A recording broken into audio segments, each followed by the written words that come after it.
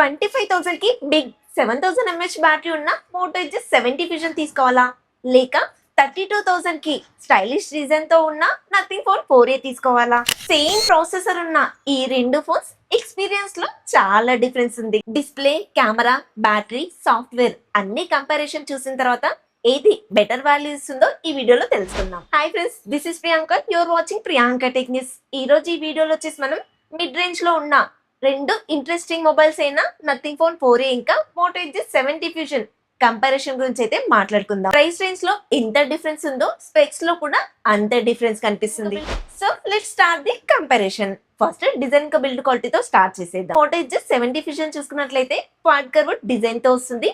Back side వచ్చేసి vegan leather finishing అయితే వాడుతున్నారు. IP69 వాటర్ రేటింగ్ ఉంటుంది. మిలిటరీ గ్రేడ్ డ్యూరబిలిటీ కూడా ఇస్తున్నారు. ప్రీమియం కర్వ్డ్ డిస్ప్లే తో పాటు ప్రీమియం బ్యాక్ టెక్స్చర్ కూడా ఉంటుంది. నథింగ్ 4A విషయానికి వస్తే ట్రాన్స్పరెంట్ బ్యాక్ డిజైన్ తో వస్తుంది. సిగ్నేచర్ గిఫ్ట్ లైటింగ్ సిస్టమ్ తోనే వస్తుంది, కానీ ఈసారి దాన్ని గ్లిఫ్ బార్ గా మార్చారు. వెరీ యూనిక్ ఇండస్ట్రియల్ డిజైన్ తో వస్తుంది. రెండు మొబైల్స్ లోను గొరిల్లా గ్లాస్ 7A ప్రొటెక్షన్ అయితే వాడుతున్నారు. 4A లో మీకు అంత స్ట్రాంగ్ IP రేటింగ్ అయితే ఉండదు. యూనిక్ డిజైన్ కావాలి అనుకుంటే నథింగ్ 4A బెస్ట్ అవుతుంది. ఇది నాకు ప్రీమియం డిజైన్ మొబైల్ కావాలి అనుకుంటే మోటో ఎడ్జ్ 70 ఫ్యూజన్ బెటర్ అవుతుంది. డిస్ప్లే కంపారిజన్ చూసుకున్నట్లయితే రెండిట్లోనూ 6.78 ఇంచెస్ కి సంబంధించిన AMOLED డిస్ప్లేలే వాడుతున్నారు. కానీ మోటోలో 1.5K రిజల్యూషన్ తో 144 Hz రిఫ్రెష్ రేట్ ఉన్న క్వాడ్ కర్వ్డ్ ప్యానెల్ వాడుతున్నారు. 5200 స్పీడ్ బ్రైట్నెస్ కలిగి ఉంటుంది. నథింగ్ 4A విషయానికి వస్తే 1.5K రిజల్యూషన్ తో 128 రిఫ్రెష్ రేట్ ఉన్న ఫ్లాట్ డిస్ప్లే అయితే వాడుతున్నారు. 4500 స్పీడ్ బ్రైట్నెస్ కలిగి ఉంటుంది. రెండు మొబైల్స్ కూడా 10 బిట్ ప్యానల్స్ అండ్ ఈ రెండు మొబైల్స్ కూడా HDR10+ కూడా సపోర్ట్ చేస్తాయి. రెండు మొబైల్స్ లోనూ డ్యూయల్ స్పీకర్స్ వాడుతున్నారు, కానీ సౌండ్ క్వాలిటీ పరంగా మాత్రం మోటో ఇక్కడ కాస్త బెటర్ గా ఉంటుంది. ఎందుకంటే దీంట్లో డాల్బీ అట్మాస్ వాడుతున్నారు. కంటెంట్ చూసినప్పుడు కూడా మోటో నీకు బెస్ట్ అనిపిస్తుంది.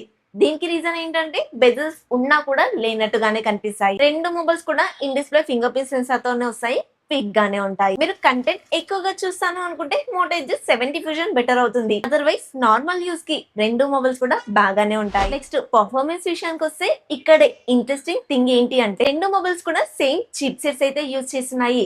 స్నాప్డ్రాగన్ 7H Gen 4 ప్రాసెసర్ వాడుతున్నారు. 4 నానోమీటర్ మీద బిల్డ్ అవుతుంది. నథింగ్ 4A లో వచ్చేసి LPDDR4X RAM, UFS 3.1 RAM and Rome configuration తో వస్తే మోటోలో కాస్త బెటర్ గా LPDDR5X RAM, UFS 3.1 RAM and Rome configuration తో వస్తుంది. రెండు మొబైల్స్ కూడా Android 16 తోనే రన్ అవుతాయి.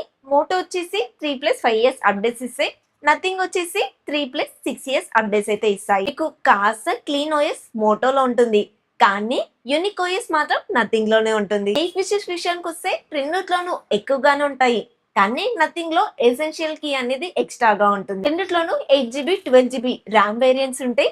బేస్ వేరియంట్ 128GB తో, హైయర్ వేరియంట్ 256GB తోనైతే వస్తున్నాయి. మోటో ఎడ్జ్ 70 ఫ్యూజన్ లో చూసుకున్నట్లయితే వైఫై 6E తో బ్లూటూత్ 6.0 టెక్నాలజీతో వస్తుంది. అదే నథింగ్ 4A విషయానికి వస్తే వైఫై 6 బ్లూటూత్ 5.4 టెక్నాలజీతో వస్తుంది. రెండు మొబైల్స్ లోనూ USB Type-C 2.0 తో వస్తాయి కాబట్టి స్ట్రీమ్స్ లాంటివి మాత్రం ఎక్స్పెక్ట్ చేయకండి. రెండు మొబైల్స్ కూడా గేమింగ్ కి అంత సూటబుల్ కాదు, కానీ నార్మల్ యూజర్స్ కి అయితే పర్లేదు, బాగానే ఉంటాయి. Major difference almost software optimisation లో ఉంటుంది.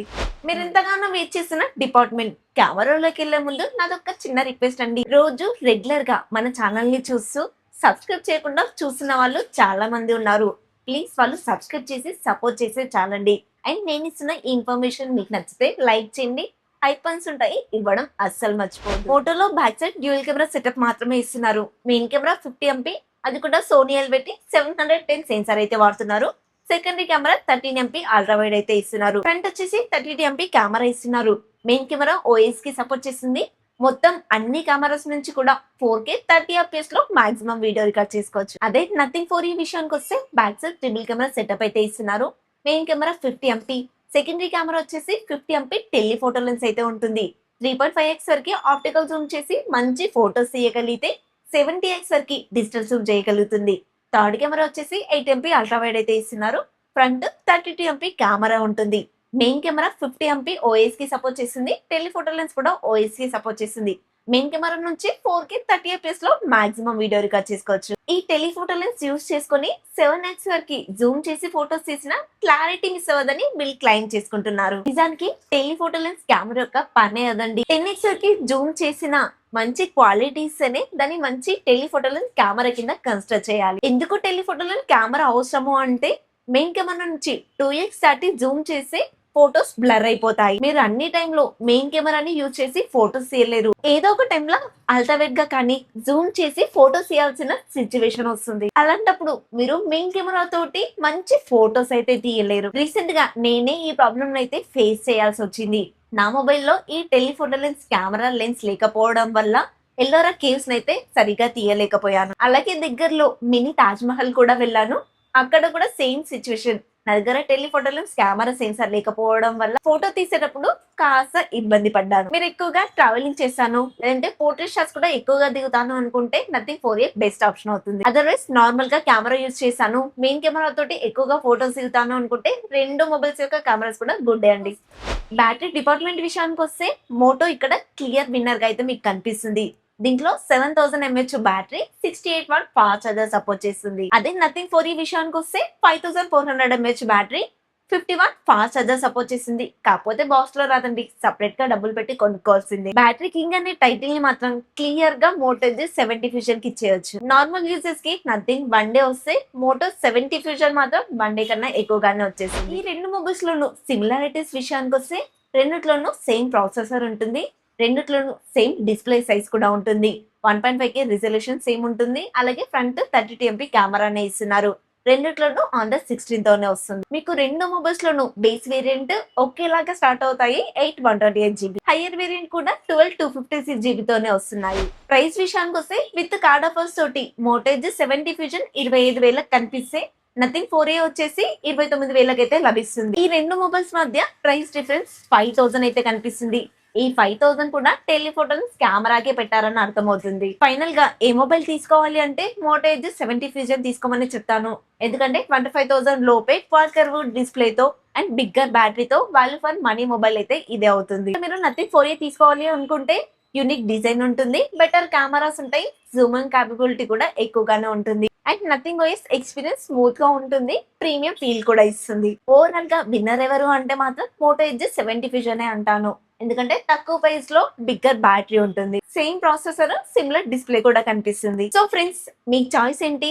మోటో G70 ఫ్యూజనా లేక నథింగ్ ఫోన్ 4a నా? తప్పకుండా కామెంట్ లో చెప్పండి. ఇది వాళ్ళ మన వీడియో ఫ్రెండ్స్. కంపారిజన్ వీడియో అయితే చాలా కష్టం, కానీ మీకోసం మాత్రమే చేశాను. ఈ వీడియో కనుక మీకు నచ్చినట్లయితే, నేను ఇస్తున్న ఇన్ఫర్మేషన్ మీకు వాల్యూడ్ అనిపిస్తే ఒక లైక్ చేయండి. కొత్త వాళ్ళు మన ఛానల్లోకి వచ్చిన ఇప్పటివరకు చూసి ఇంకా సబ్స్క్రైబ్ చేయకుండా సబ్స్క్రైబ్ చేసి సపోర్ట్ చేయండి. ఐకాన్స్ ఉంటాయి, ఇవ్వడం అస్సలు మర్చిపోవద్దు. నెక్స్ట్ ఇంకొక కొత్త ఇన్ఫర్మేటివ్ వీడియోతో మీ ముందుకు వస్తాను. Until then bye by.